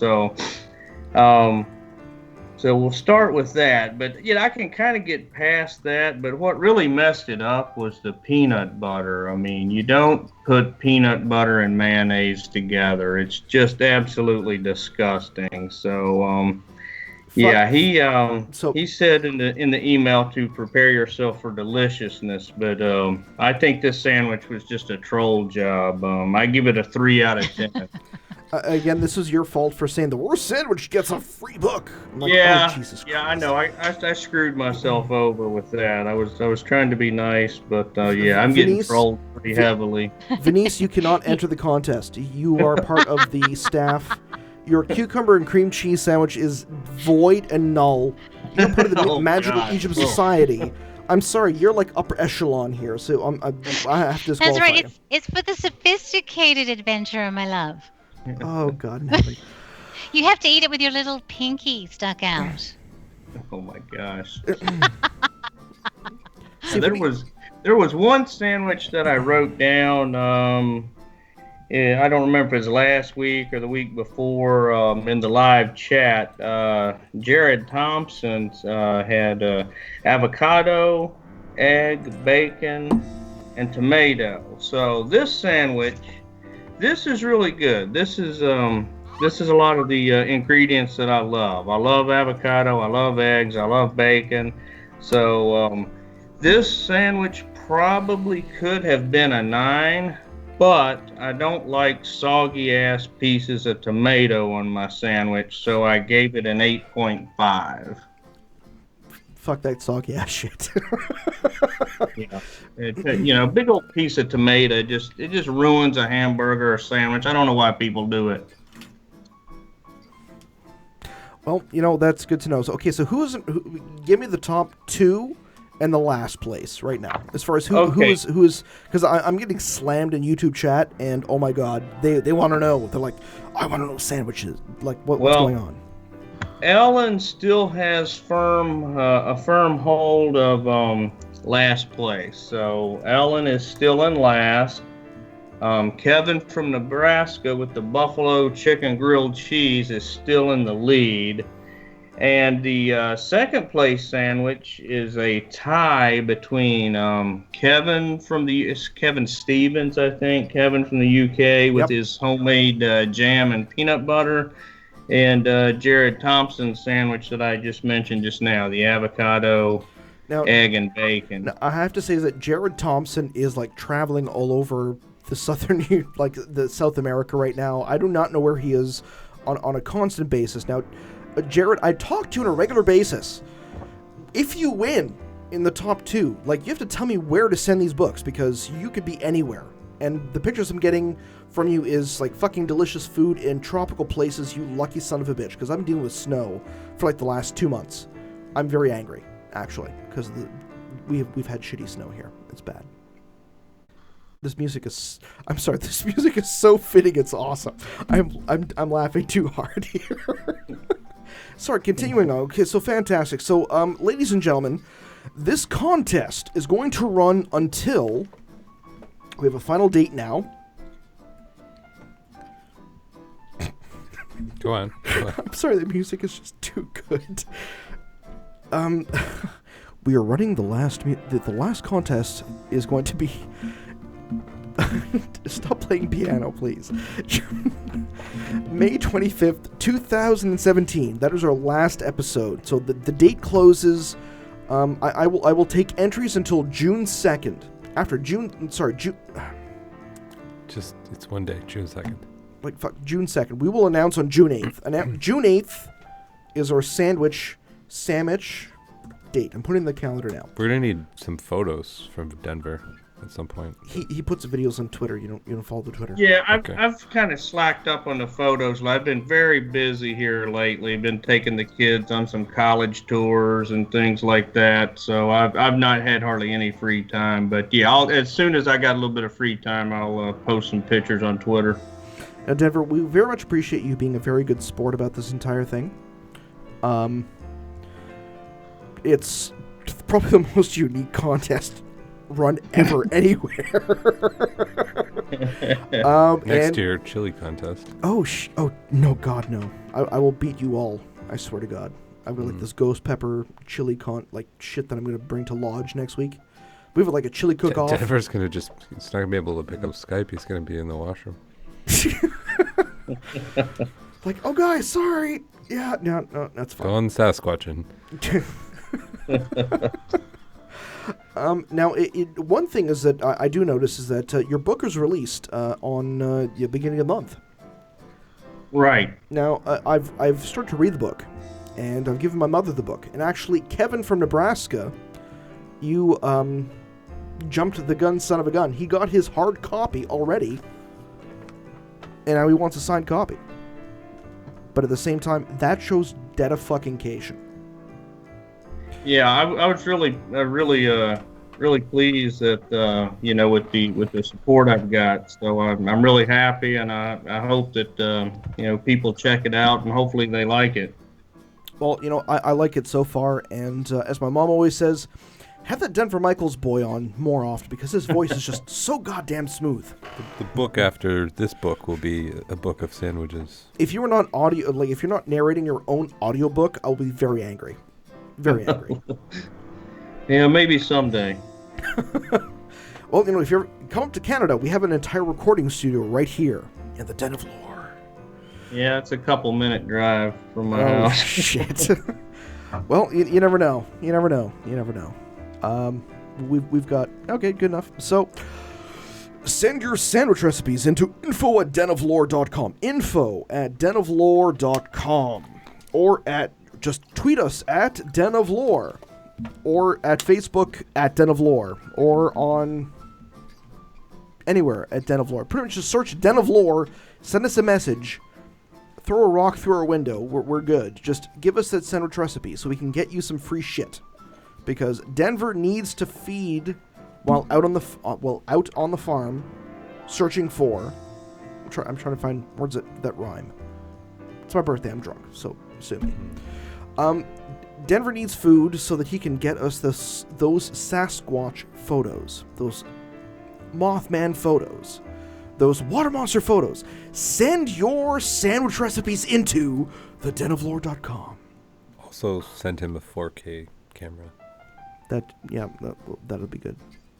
Would a 4K camera help you? The future is now. When we help him sell enough books, he'll have a 4K camera. And it'll be a win-win. Oh my god. Denver, you've been a fantastic sport on this episode. Thank you very much for our current entries. Again, we've got another month and a half or to left until we announce the winner. But still, send your recipe into info@denoflore.com so we can get you some free shit. And we're going to talk Magical Egypt 2 in just a second. Denver, if you want to stay on the line.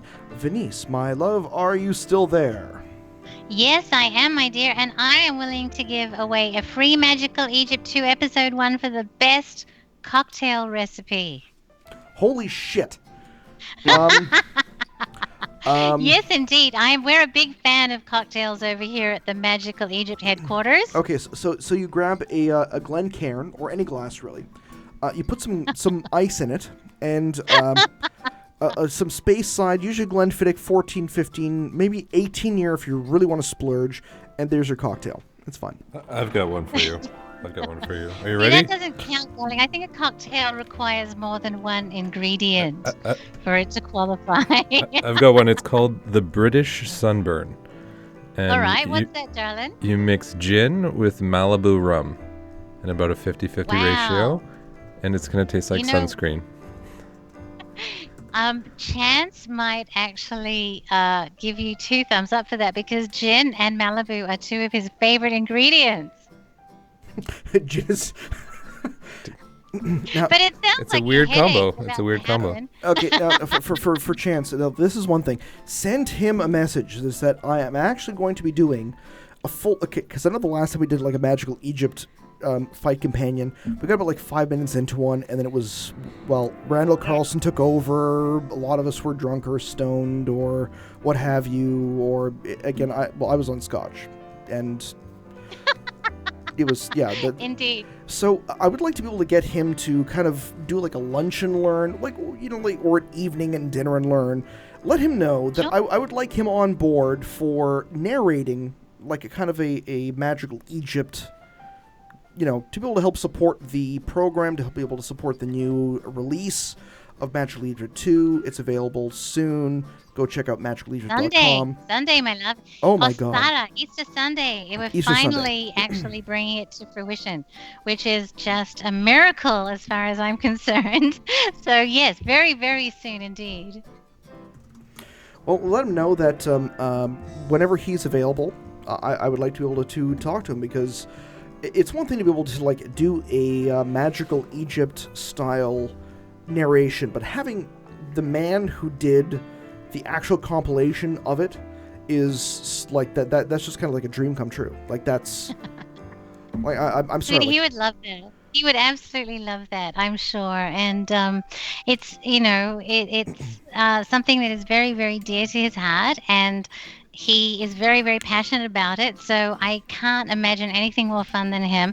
And I know this new series in particular is something, of course, the old series was 15 years ago, and it was an amazing thing. It was really a kind of a paradigm shifting effort, really, when you look back at the history of kind of Egyptian documentaries. But this one, 15 years more further on, with his research that he's been doing into the art and the things that he's been able to find and the people that he's been collaborating with, it really is, I can't wait to unleash it on the world.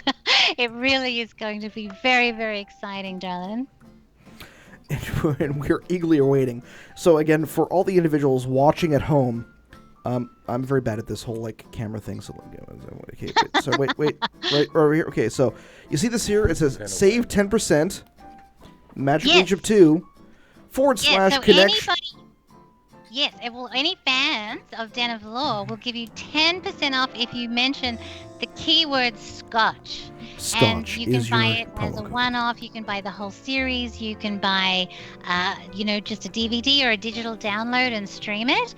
But yes, because you guys have supported us so much and you've interviewed so many of our people, we want to support your listeners with a 10% off coupon. Absolutely, my love. And Venice, you are probably one of the most adorable, amazing, loving people that we've ever had on the show. And you've been such a big supporter of us, and we thank you very much. It is, honestly, it's like, from somebody who got into this as just like, I'm going to start a podcast. And it's like, I'm talking to Venice from fucking Magical Egypt 2. It's like, this is awesome, but you are one of the kindest, most gentle people I've ever met in my entire life, and we are so glad to support you and Chance's efforts, and John Anthony West, and everybody, because everyone, it's an amazing community.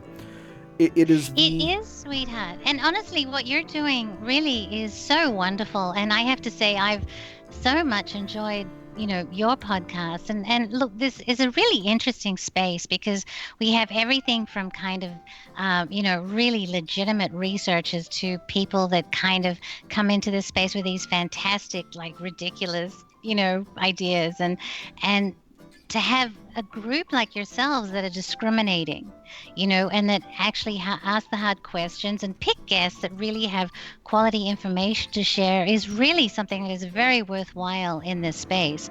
And so anything I can do to support you as well, I will, because I think that you guys have your head screwed on the right way, and the discernment and the quality of information that you're delivering is really valuable to our space. So thank you for your service, and I will support you as much as I can. Denver, I can hear you typing. Oh, my bad, Joe. Anything can happen to the Den of Lore. Ladies and gentlemen, thank you very much for tuning in. We actually have new outro music, so let me go through the list here. So I've got Join the Restaurant is what's playing right now. We have The Minutes, A Moment, Salias, Scatter Knowledge. What was the one you put on right before this one? That was The Minutes. Let's do that. Okay, so I'm going to play The Minutes as the outro song. Let me just fade this out here. Denver, you've got theme music now. Okay, here we go. No, that's the wrong one. There we go. No, wrong one. That's the wrong one. There we go. Okay, so ladies and gentlemen, thank you for listening to The Den of Lore. I'm your host, Chris George Zuger, and across the table from me is Big Sexy Alex. We're going to take this clown out for his birthday, so we're going to have to let you people go, but tune in next week. Tonight we go hard, motherfuckers. Same Den channel. Thank you very much for and Mercury Lounge for hosting my birthday party. Oh shit, you have. There's a reason why they call it Mr. Friday Night, but it's Thursday night, so we'll segue that a day earlier. But either way, ladies and gentlemen, thank you very much to Scott Creighton for being an amazing guest. Denver for being an awesome fucking guy, because Denver's an awesome fucking guy, and for Venice for helping us out and being as amazing as she is. To El McCurdy, to Wayne, to Doug, you are all of our, supporters, and for, Kevin, for for everyone out there who listens to this show. We do the show because you love it and because we love to fucking bring it to you. And I want to say thank you very much for listening to The Den of Lore and for making this the most fucking fun show to do on the planet. Chill out, drink some fucking scotch, have some vape, and enjoy.